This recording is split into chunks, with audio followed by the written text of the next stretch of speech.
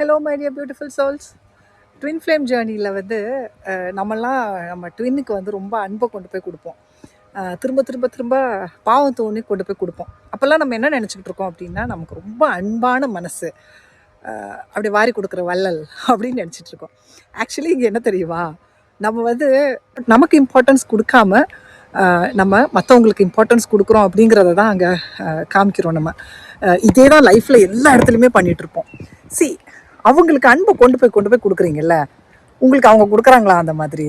So எனக்கு கிடைக்காத ஒரு விஷயம் நம்ம எல்லாருக்கும் கொடுக்கணும் அப்படின்னு நினைக்கிறோம். நம்ம ஆக்சுவலி அது நமக்கு கிடைக்கலங்கிறதுனால தான் நம்ம அதை பண்ணுறோம். ஸோ ஏன் எனக்கு கிடைக்கல, நான் அது கிடைக்கிறதுக்கான ஒரு எலிஜிபிளான பர்சன் கிடையாதா?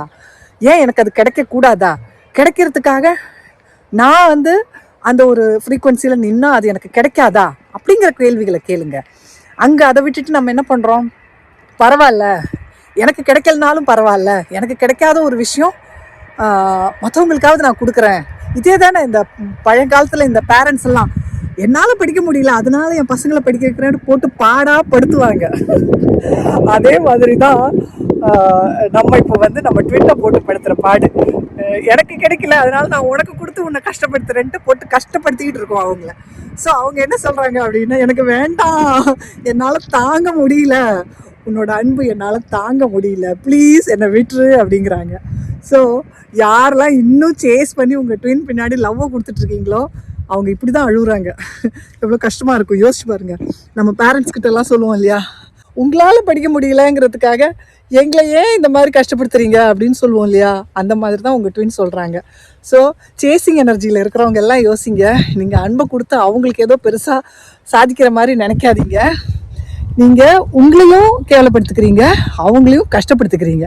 ஸோ ரெண்டு இடத்துலையுமே இது தப்பாக தான் போகுது. இதை புரிஞ்சுக்கிட்டோன்னா நம்ம அதை செய்ய மாட்டோம்.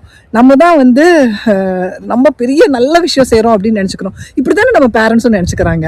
ஓ, என் பசங்களுக்கு நான் எல்லாம் என் சொத்து, தோட்டம் துறவு எல்லாத்தையும் விற்று அவங்கள படிக்க வைக்கிறேன், என்னால் முடியாததெல்லாம் என் பசங்க சாதிக்கட்டும் அப்படிங்கிறாங்க. பசங்க அழுகுறது அவங்களுக்கு தெரியவே மாட்டேங்குது. ஸோ அதே மாதிரி தான் இதுவும். So my dear beautiful souls, இந்த மெசேஜ் உங்களுக்கு புரிஞ்சிருக்கும்னு நினைக்கிறேன். So please stop chasing and focus on your self.